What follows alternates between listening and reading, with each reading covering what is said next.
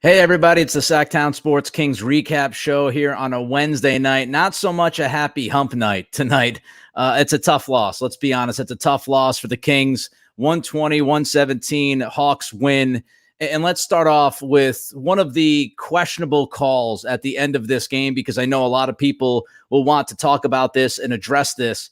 I thought Dejounte Murray absolutely 100% committed an offensive foul against De'Aaron Fox after Fox turned the basketball over. Now, it is a tougher call for the officials to make, because if you saw the angles of where they were, so on the side of the floor where Dejounte is on the right side of the floor as he's driving, and the official's about 40, 50 feet back. It's full speed. The official who made the call was on actually Fox's side. So I'm not so sure that she saw the Dejounte Murray offensive move with the shoulder / elbow. That was, again, an obvious offensive foul. So, yes, the Kings still would have been down by 118-117. They would have had the basketball and a chance to go up. That was a tough call. Tough call. No doubt about that.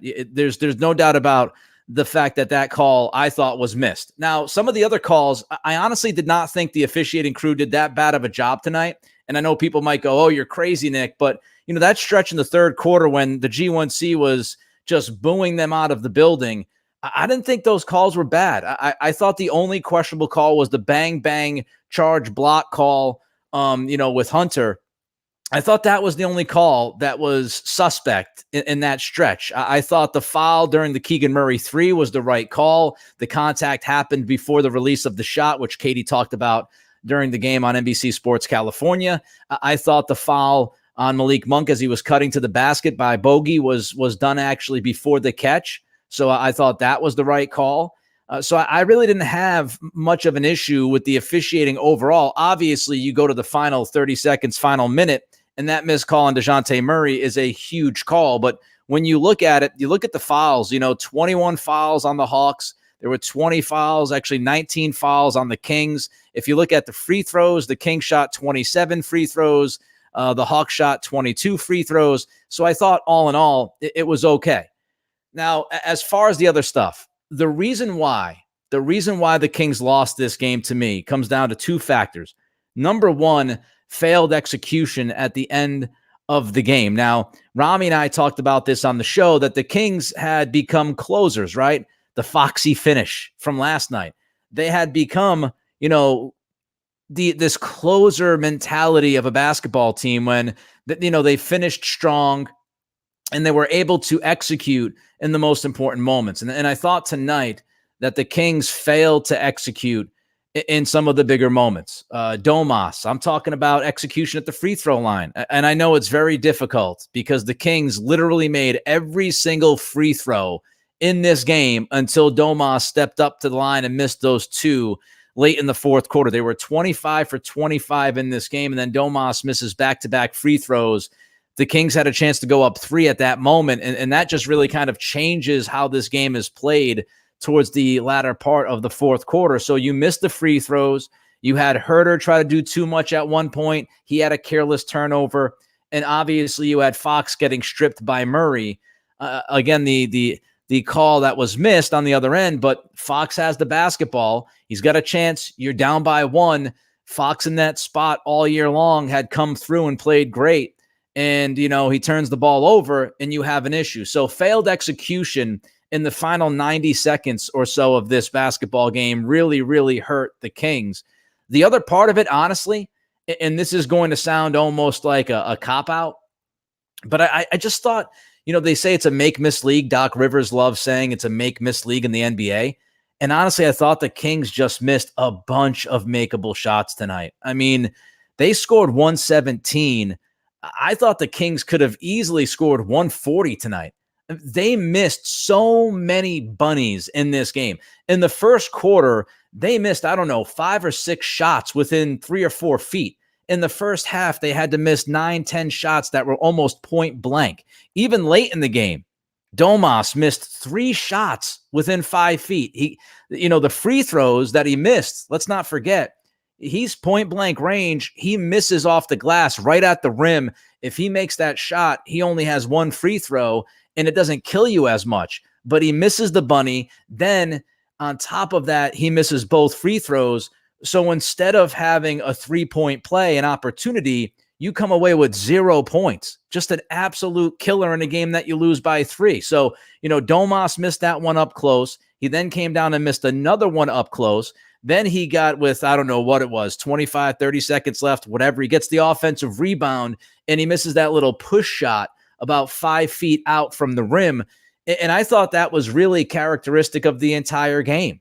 I mean, I thought that the Kings just missed so many opportunities in the paint and at the rim, and it cost them in the end. It absolutely killed them. So the missed bunnies, the missed opportunities, the failed execution in the final 90 seconds, those are two of the bigger issues that I saw. But I will give credit to the Kings with this. We've talked about, again, how they've closed and how they've played better in the fourth quarter of games, and they have found ways to win. And I will give them credit. The Hawks came out, and in the fourth quarter, they punched the Kings in the face with a 7-0 run, right? 7-0 run. You had the bogey 3. You had a Hunter mid-range jumper over Fox, and then you had the John Collins drive. So the Hawks score 7 straight points. They go on a 7-0 run, and the Kings call a timeout. Out of that timeout, you want to know how a team responds to a coaching staff. Out of that timeout, after the 7-0 run, a 12-2 run by the Kings, including De'Aaron Fox maybe murdering a guy in the paint, outlining Okongwu in chalk. Another ridiculous dunk by De'Aaron Fox. Just unbelievable. Not as good as the one that he had on Olynyk last Friday night, but still a very impressive dunk there. You go on a 12-2 run, you're feeling really good about yourself. You've got a lead, and then, of course, you kind of fall short, fail of execution late in this game, like I said, in the final 90 seconds. But, man, the missing of a ton of bunnies in shots that you've got to finish. And I guarantee you, the Kings watch this film, they're going to kick themselves in the butt. They're going to say, we missed so many chances to do something really, really cool, right? We had so many chances to, put a 140 burger on the Hawks' forehead, and we scored 117 instead because we missed all of those shots. Tough loss for this team tonight. Absolutely tough. Here's Mr. All Red Everything saying that he's glad that they overturned the Trey ghost foul. He does that often. Look, a lot of players in the league flop. A lot of players sell calls. They throw their body around. They throw their body into defenders. It's kind of part of the NBA now. I wouldn't even say kind of. It is part of the NBA at this point. And at times it is absolutely insufferable. I was glad that they overturned it. Again, that Murray call, you guys can absolutely rip the officiating in the final, 30 seconds of this game with that missed call with the Dejounte Murray offensive foul. But I did think, the vast majority of this basketball game, I thought the officiating crew did a pretty good job tonight. I really did. I thought they did a good job tonight. I thought the crew last night was much worse. I mean, I thought the crew and I know what the last 2-minute report said, give me a break. But I thought the crew last night, that Jordan Clarkson play was a joke. The Lauri Markkanen 3 that he took when he literally kicked Keegan in the back of the leg and they gifted him 3 free throws. You can even on Utah's side, which I didn't want to hear it today because, again, you were gifted 4 free throws last night to stay in that game. But the officiating crew last night also screwed up the clock. So if you want to compare the games, I thought last night's game, the officiating was much worse and the Kings escaped. The Murray call was definitely an issue. John Williams wants to talk about the first quarter. He says this was lost in the first quarter. I talked about how many bunnies the Kings missed in that first quarter. Not only did they miss a bunch of close shots at the rim, they also got loose with the basketball. I don't know how many turnovers they had in the first quarter. It felt like they had 3 or 4, maybe 4 or 5. And so between the missed shots at the rim, which were just waiting for you to score, and the turnovers, there were a number of empty possessions. And it's kind of crazy because you look at it, the Kings still scored 30 points in that first quarter. With all the bunnies they missed, with the turnovers that they had, they still scored 30. So, instead of scoring 40 in that first quarter, which I thought they easily could have done, you could be up 40-30 going into the second quarter.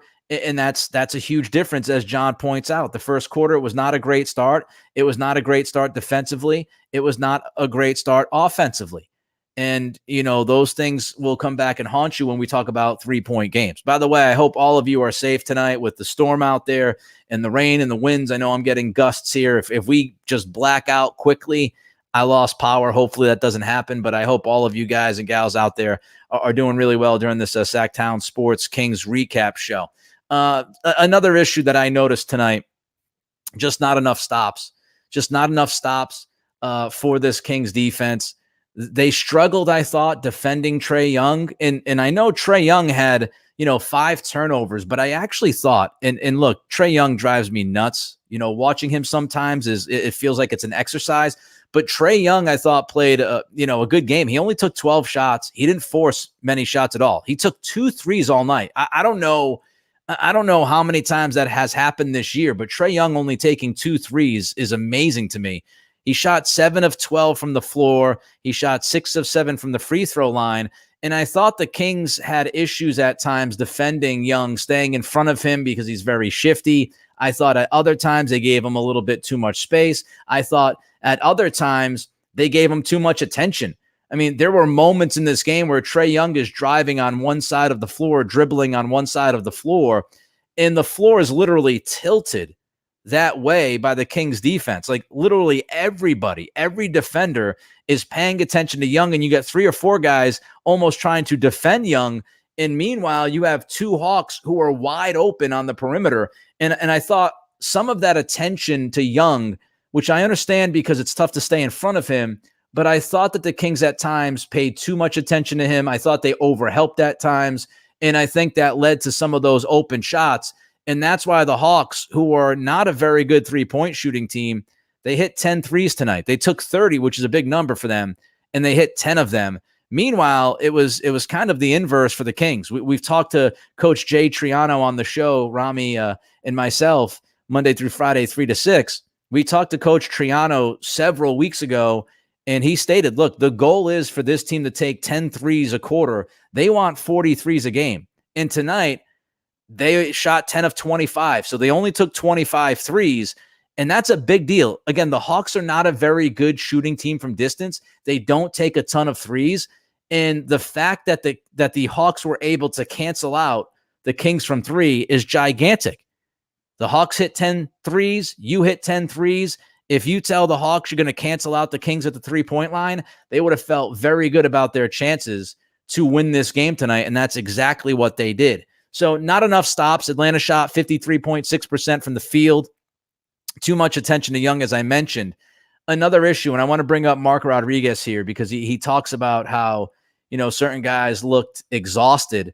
I didn't think they looked too exhausted, honestly. I didn't think they looked sluggish. I thought they had pretty good energy. They got off to the slow start, as I mentioned, but I did not feel, maybe you felt it, Mark, but I did not feel like this team lacked energy or urgency or any of that. What I will say, though, is, you played last night in Utah. You get on a plane, you fly home, you got to play tonight. And this is the kind of night where you need your bench to step up. This is the kind of night where you need somebody off that bench to give you 25 minutes and to give you a really solid game. And they didn't get it. The Kings bench was not good enough tonight.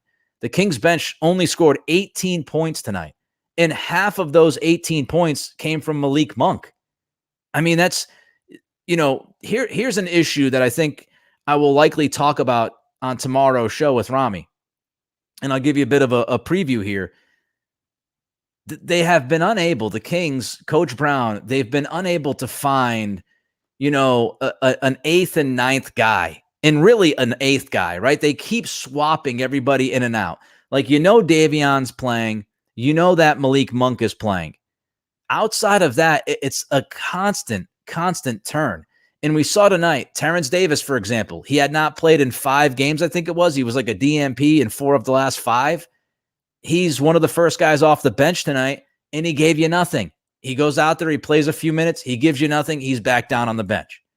Trey Lyles playing small ball 5 tonight at the end of the first half. We've talked about this, the lack of a backup center, the lack of options behind Domas. This team continues to scramble. Cato was not the answer. Len can't get off the bench. Holmes, I thought, was bad last night. He wasn't much better tonight. You try to go small ball 5 with Lyles. Lyles was not especially great tonight. You tried Metu earlier in the year. Metu is almost a little too small, and now he's out of the rotation.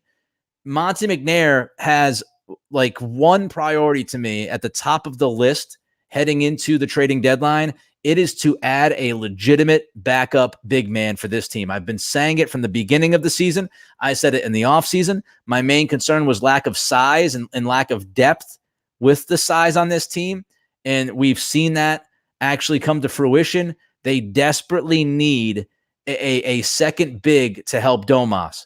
Because, again, Domas tonight, he's got to play 39 minutes. So Domas plays 39 minutes. Fox plays 37 minutes. Your two best players are playing those kinds of minutes, and your bench is failing to respond and give you much of anything. 18 bench points on the second night of a back-to-back is just not going to get it done most of the time, and it did not get it done tonight. And you look at it, Trey Lyles played 14 minutes, 2 points. 2 points, he was a -7 on the floor. Rashawn Holmes played 5 minutes. He grabbed 2 rebounds, did nothing else. Davion Mitchell, again, you'll take his great defense. I've said this. I would like to see Davion give you a little bit more offense. The defense is great, but he needs to give you a little bit more offense. He needs to give you a little bit more of a boost offensively if you're the Kings. So Davion, again, he had 5 points tonight. He was a -4 on the floor. Terrence Davis, I mentioned. He had 4 minutes. He did score the 1 bucket when he drove, and he actually was one of the few Kings that made a shot at the rim early in this game in the first half. But Davis gives you 4 minutes, 2 points. And I thought Malik Monk wasn't that good tonight, honestly. He played a pretty good playmaking role. He had 5 assists, and he did not turn the basketball over, which is nice. But he shot 3 of 9 from the field, and he gave you 9 points. So, I mean, you've got 18 points coming from your bench, and it's just not good enough. It's just not nearly good enough on the second night of a back-to-back. So they need to figure out some things. Street Thumper brings up that Domas looked like he was getting burned out. Yeah, again, maybe Domas was a little bit gassed, and maybe that's why he missed those 3 shots within 5 feet in the final minute or 2 of this game. And this is what I talk about, and I heard Coach Brown, and we played the soundbite on today's show. Coach Brown saying, "Oh, great players don't get tired." Okay, everybody gets tired. They're human. So yes, great players do get tired. And when we look at the minutes, and let's not forget that Domas is playing with a broken freaking thumb, as Kurt Angle would say back in the day for you wrestling fans. Domas played 39 minutes last night in Utah. So Domas plays 39 minutes last night.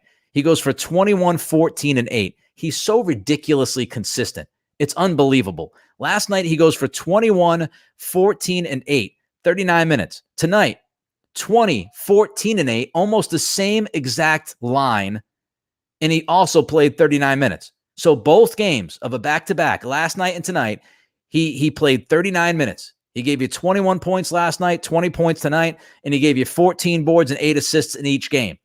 But playing 39 minutes in back-to-back games, especially when one of those games is on the road and you're flying in to home late in the night, I mean, that's what I'm talking about when we mention the minutes for Domas and the fact that, to me, number one priority for this team, no doubt about it, is to find somebody who can play the 5 behind Domas, because you just can't keep doing this. You can't keep playing them 39 minutes, 40 minutes, 39 and 39 in a back-to-back, because it's going to bite you. It is absolutely going to bite you. Here's Mark, who's got a question. Mark Grego, what do you think about Keegan only getting 26 minutes? I thought, it's funny you asked that question, Mark. I thought Keegan was really good in the first half of this game, and this is something that we have seen with Keegan, and sometimes HB too, who was fantastic. HB was 22 and 4 tonight. We see this at times with Keegan and HB, where they come out, they'll have like 6 or 7 shots, 8 shots in the first half, and then all of a sudden the second half they just go away. And now some of that is fourth quarter stuff and fourth quarter magic with Foxy kind of taking over. But I would like to see Keegan, I said this on the show today. Keegan's playing very good basketball right now. And my wish for the Kings is that by the end of this season, Keegan solidifies himself as the legit third guy on this team. By the end of the year, we look at it and we say, okay, you've got Domas, you've got Fox, and you've got Keegan. That is my wish, that he transitions into that third option for this team where there's no doubt when he's getting shots. Because I do think this offense would have played better tonight if Keegan got more shots in the second half. I also wondered, I'm really glad that Mark asked the question, because there was a point in this game, I think it was late third quarter, I'm trying to remember, but I said to myself, why is Keegan not in this game? And, honestly, I think, to me, Coach Brown sticks with Malik Monk, even if Monk is having some issues out there, because he trusts the veteran, and he trusts the veteran a little bit more than the rookie. Even if Keegan is outplaying Monk that night, I think Coach Brown still stands by, his veterans. But I think at certain times when Monk doesn't have it, you could have a little bit more of a quick hook and to try to get Keegan going. So I do think that's been an issue. And that's why before the season started, I said that I found it hard to believe that Keegan would win Rookie of the Year. Not because I don't think he's talented enough. He clearly is. He just won the Western Conference Rookie of the Month in December. The issue is, was he going to get those shots? You watch these other rookies like Banchero. Banchero shoots it whenever he wants to. Was Murray going to get the shots? And we've seen the ebbs and flows where, again, he'll take 7, 8 shots, 9 shots in the first half. He'll have 2 in the second half. A couple more things. Again, I mentioned HB was fantastic, 22-4. He shot 7 of 15 from the floor. Harrison Barnes continues to be so consistent. I mentioned it on the show today. Harrison Barnes has scored less than 10 points only 4 times. Only 4 times has Barnes scored less than 10 points since November 9th. I mean, it's on a nightly basis. He's giving you 12, 15, 17, 20. Tonight it was 22. Barnes has been great.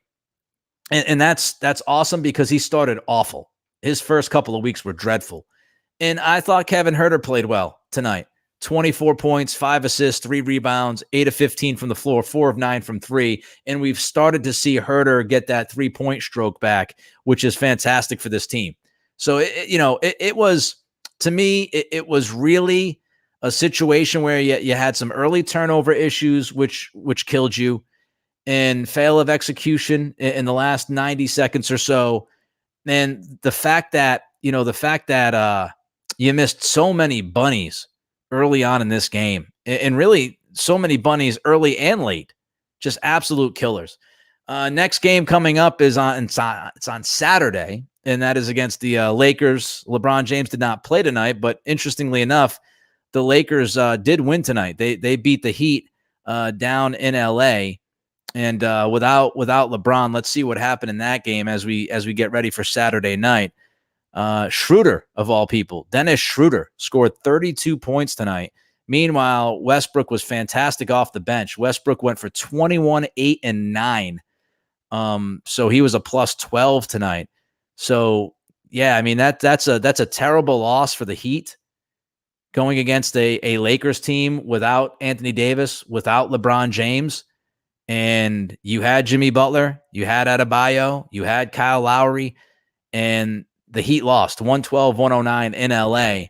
And the Heat allowed the Lakers, again, without LeBron and without AD, the Lakers scored 33 points in the fourth quarter. They scored 32 in the first quarter, 33 in the fourth quarter. So the Lakers, LeBron probably coming back healthy on Saturday. They'll be feeling good, looking for revenge. So that should be a very interesting game. I appreciate every single one of you for joining us tonight on the Sactown Sports Kings Recap Show. Myself and Rami will be back at it tomorrow, 3 to 6 on Sactown Sports. Until then, everybody be well and be safe out there. Be safe with this weather.